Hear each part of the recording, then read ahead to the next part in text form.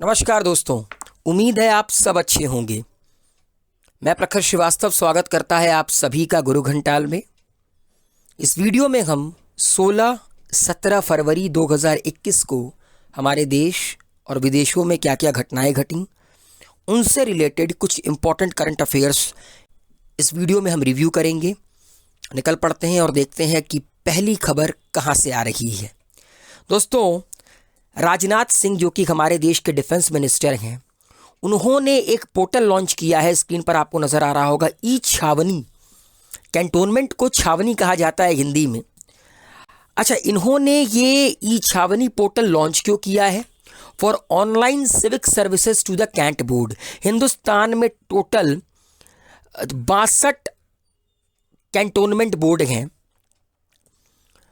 तो इस ई छावनी पोर्टल और इसका एक मोबाइल ऐप भी है ई छावनी कर उसको डिफेंस मिनिस्टर राजनाथ सिंह ने इसलिए लॉन्च किया ताकि कैंटोनमेंट बोर्ड पूरे ऑल ओवर इंडिया में जितने भी लोग कैंटोनमेंट बोर्ड में रहते हैं, जितने भी रेसिडेंशियल लोग रहते हैं, मतलब रेसिडेंट जो रहते हैं कैंटोनमेंट बोर्ड में, यूजुअली तो आप लोग को पता ही होगा कि आर्मी के फैमिली ही कैंट में रहती है। एक आम आदमी थोड़ी ना जाके कैंटोनमेंट बोर्ड में मकान खरीद लेगा। आर्मी, एयरफोर्स, नेवी, यूजुअली इन्हीं की फैमिली रहती है कैंट में। तो इन्होंने ये जो मोबाइल ऐप या पोर्टल लॉन्च किया है वो इसलिए किया है to facilitate ease of living and ease of doing for the residents of the cantonment boards across the country. हमारे पूरे के पूरे देश में कैंटोनमेंट बोर्ड में जो लोग रहते हैं उनकी ज़िंदगी को, उनकी लाइफ को थोड़ा सा फैसिलिटेट करने के लिए, थोड़ा सा ईज़ करने के लिए, उनको ऑनलाइन सिविक सर्विस प्रोवाइड करने के लिए ये पोर्टल लॉन्च किया गया है। और याद रखिएगा, करीब करीब 20 लाख लोग रहते हैं हिंदुस्तान के 62 कैंटोनमेंट्स बोर्ड में। पहला फागुन ये फेस्टिवल सेलिब्रेट किया गया बांग्लादेश में, हमारे पड़ोसी मुल्क में। पहला फागुन आपको स्क्रीन में देखकर नज़र आ रहा होगा, ये बिल्कुल जैसे हमारे हिंदुस्तान में सांस्कृतिक कार्यक्रम होते हैं उस तरह है, मगर ये थोड़ा सा अलग हटके है। पहला फागुन। अब मैं आपको बताना चाहता हूँ कि बांग्लादेश किससे किससे बॉर्डर शेयर करता है। देखिए दोस्तों, ये है बांग्लादेश, ठीक है, आपको स्क्रीन पर नज़र आ रहा होगा। बांग्लादेश बॉर्डर शेयर करता है वेस्ट बंगाल से, ठीक है, उसके बाद त्रिपुरा से, असम से, मेघालय से। तो 4 राज्यों से ये बॉर्डर शेयर करता है। फिर से बताता हूं, वेस्ट बंगाल, असम, मेघालय, त्रिपुरा, इन 4 राज्यों से बॉर्डर शेयर करता है बांग्लादेश। और हाँ दोस्तों, मिजोरम भी है, मिजोरम भी है। इन 4 राज्यों से बॉर्डर शेयर, 5 राज्यों से बॉर्डर शेयर करता है बांग्लादेश। वेस्ट बंगाल, असम, मेघालय, त्रिपुरा, मिजोरम। नेक्स्ट दोस्तों, यूरोपियन यूनियन आप तो जानते ही होंगे, 1992 में एक मल्टीलैटरल ऑर्गेनाइजेशन है। जितने भी यूरोप के मुल्क हैं लगभग यूरोपियन यूनियन के मेंबर हैं। चाइना ने यूएसए को ओवरटेक कर लिया है as a largest trading partner of European Union. अभी अभी कुछ दिन पहले चाइना ने यूएसए को ओवरटेक किया है और चाइना लीडिंग बन गया है इंडिया का ट्रेडिंग पार्टनर विद $77.7 बिलियन। और सोचिए, 2020 में आया कोरोना वायरस, हिंदुस्तान का भी सबसे बड़ा ट्रेडिंग पार्टनर बना कौन? चाइना। यूरोपियन यूनियन, 1-2 मुल्क की बात नहीं कर रहा हूं, करीब करीब आपका 27 मुल्क होंगे यूरोपियन यूनियन में। उन सारे मुल्कों को मिला लीजिए तो एक संस्था बनती है यूरोपियन यूनियन। और सबसे ज़्यादा ट्रेड चाइना यूरोपियन यूनियन के साथ करने लगा है। मतलब 2020 में चाइना को कोई इम्पैक्ट नहीं पड़ा कोरोना वायरस से। उसको यूएसए को हैम्पर करना था, उसे जमकर हैम्पर किया। और ये जो पूरा का पूरा आपका डेटा है, ये यूरोपियन यूनियन स्टैटिस्टिक एजेंसी यूरोसैट ने दिया है। Britain which left the European union in 2020 was the third largest trading partner for the bloc behind China and the USA।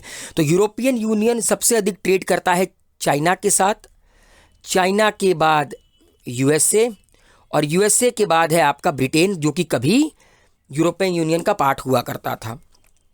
China के साथ यूरोपियन यूनियन की जो ट्रेड वॉल्यूम है ये करीब करीब आपका 586 बिलियन यूरोस, 586 बिलियन यूरोस, मतलब अगर मैं इसको डॉलर में कन्वर्ट करूं तो 711 billion dollar in 2020 compare to 555 billion euros, मतलब कि चाइना 711 बिलियन डॉलर का ट्रेड करता है यूरोपियन यूनियन के साथ, किया 2020 में। यूएसए ने किया 673 बिलियन डॉलर का, वहीं यूके ने 444.7 मतलब 444.7 बिलियन यूरोस का ट्रेड किया 2020 में यूरोपियन यूनियन के साथ। तो आप समझ सकते हैं कि चाइना जो चाहता था, चाइना ने वो चीज़ कर कर दिखाई।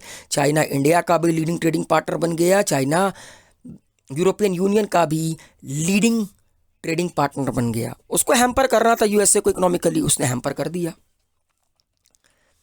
स्क्रीन पर आपको जो नज़र आ रहे हैं ये इंटरनेशनल सोलर अलायंस के नए डीजी नियुक्त किए गए हैं। इनका नाम है अजय माथुर, और अजय माथुर ने रिप्लेस किया मिस्टर उपेंद्र त्रिपाठी को। मतलब लास्ट आपके जो डीजी थे वो मिस्टर उपेंद्र त्रिपाठी थे, अभी इसके नए डीजी बने हैं अजय माथुर। और इंटरनेशनल सोलर अलायंस जो कि 2015 में बनी, ये स्क्रीन पर आपको नज़र आ रहा होगा, पेरिस में बनी। इसका हेडक्वार्टर आपका गुरुग्राम हरियाणा में है। 121 मेंबर कंट्रीज हैं जो कि इंटरनेशनल सोलर अलायंस का हिस्सा हैं, इनके मेंबर हैं। तो अजय माथुर को नया डायरेक्टर जनरल अपॉइंट किया गया है आईएसए का। नेक्स्ट स्क्रीन पर आपको जो नज़र आ रहे हैं इनका नाम है जस्टिस पोली गोरू वेंकटा संजय कुमार, और ये मणिपुर हाई कोर्ट के नए चीफ जस्टिस नियुक्त किए गए हैं। ठीक है, justice Puligoru Venkata Sanjay Kumar, Manipur high court at Raj Bhavan Imphal. इनको राष्ट्रपति के द्वारा नियुक्त किया गया, क्योंकि आप लोग को पता होगा हाई कोर्ट के चीफ जस्टिस की नियुक्ति राष्ट्रपति करता है, शपथ भी राष्ट्रपति दिलाता है। एंड इससे पहले ये पंजाब और हरियाणा हाई कोर्ट के जज के तौर पर सर्व कर चुके हैं। थोड़ा सा मणिपुर के बारे में देख लेते हैं। मणिपुर के ऊपर है नागालैंड, नीचे है मिजोरम और बगल में है असम। कैपिटल इम्फाल, सीएम है एन बीरेन सिंह, गवर्नर नजमा हेपतुल्ला। 16 जिले हैं पूरे के पूरे मणिपुर में, 2 सीटें लोकसभा में, 1 सीट राज्यसभा में, 60 सीटें है असेंबली में, और सांगाई इसका स्टेट एनिमल है मणिपुर का। दोस्तों इस बार का जो रिपब्लिक डे का परेड हुआ 2021 का, बेस्ट मार्चिंग कंटिंजेंट्स की ट्रॉफी दी गई दिल्ली पुलिस को।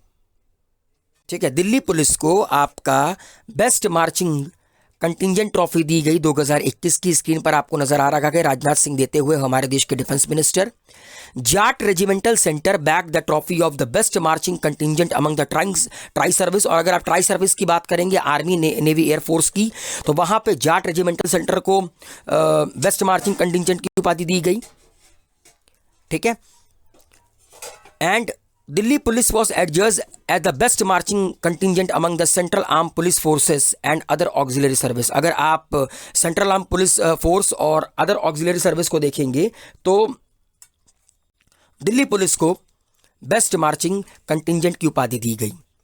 अगला है दोस्तों, ये जो स्क्रीन पर नजर आ रहे हैं इनका नाम है थियोडोर भास्करन। इनको century lifetime service award 2020 से नवाजा गया है। एस थियोडोर भास्करन, जो कि एक राइटर, एक हिस्टोरियन, एक नेचुरलिस्ट, एक एक्टिविस्ट सारे हैं, और इनको ये अवार्ड दिया गया सेंचुरी नेचर फाउंडेशन के द्वारा।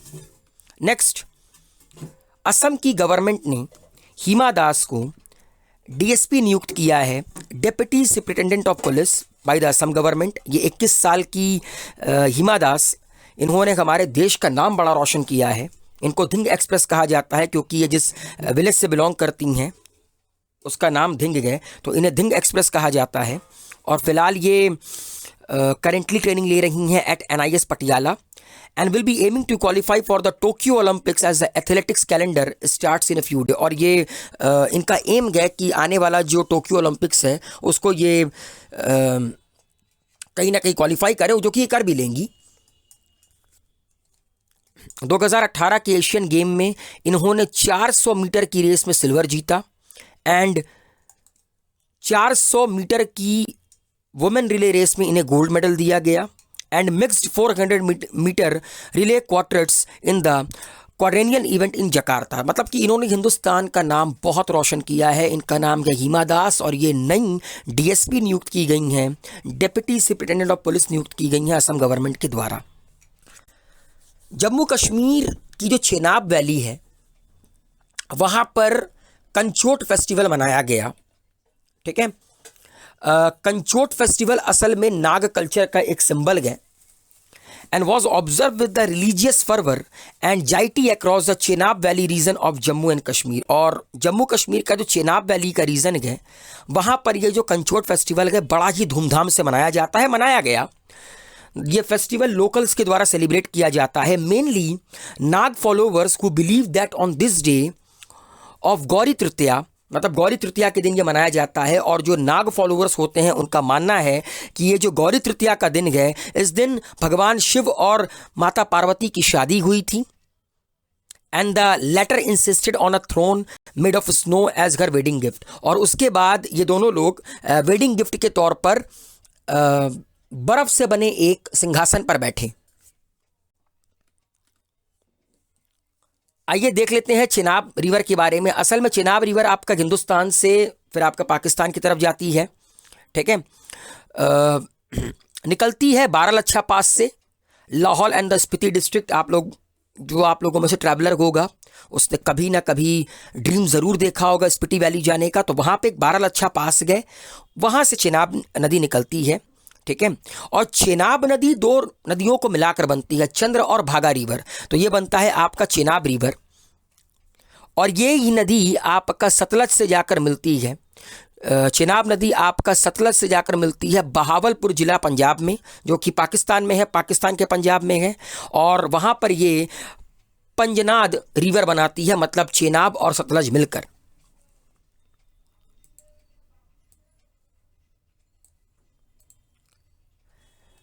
जम्मू कश्मीर की बात उठी है तो चलिए कुछ रामसर साइट्स जान लेते हैं। वैसे मैं आपको बता देता हूं, जम्मू कश्मीर अब हिंदुस्तान का सेपरेट यूनियन टेरिटरी है, लद्दाख एक अलग यूनियन टेरिटरी है। 5 अगस्त 2019 को आर्टिकल 370 हटाया गया, 35A हटाया गया और 31 अक्टूबर 2019 को यूनियन टेरिटरी नियुक्त किया गया, मतलब घोषित किया गया जम्मू कश्मीर और लद्दाख को। ये स्क्रीन पर आप लोगों को रामसर साइट्स नज़र आ रही होंगी जम्मू एंड कश्मीर की। Hokera wetland, Sokar, Wular lake, Tso Moriri and Surinsar Mansar lake, ये 5 आपके रामसर वेटलैंड हैं, रामसर साइट्स हैं जम्मू एंड कश्मीर में।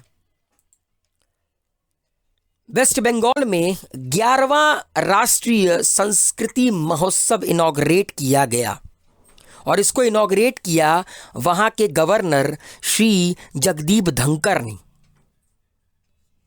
ये जो राष्ट्रीय संस्कृति महोत्सव है ये एक फ्लैगशिप प्रोग्राम है of the ministry of culture. ठीक है, जो कि ऑर्गेनाइज किया जाता है अंडर द एक भारत श्रेष्ठ भारत प्रोग्राम सिंस 2015। क्यों सेलिब्रेट किया जाता है? To celebrate the idea of unity in diversity. चलिए,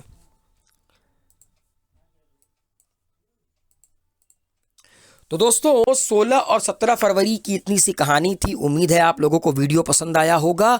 लाइक शेयर कमेंट दबा के कीजिए, गुरु घंटाल को सब्सक्राइब कीजिए। Thank you so much.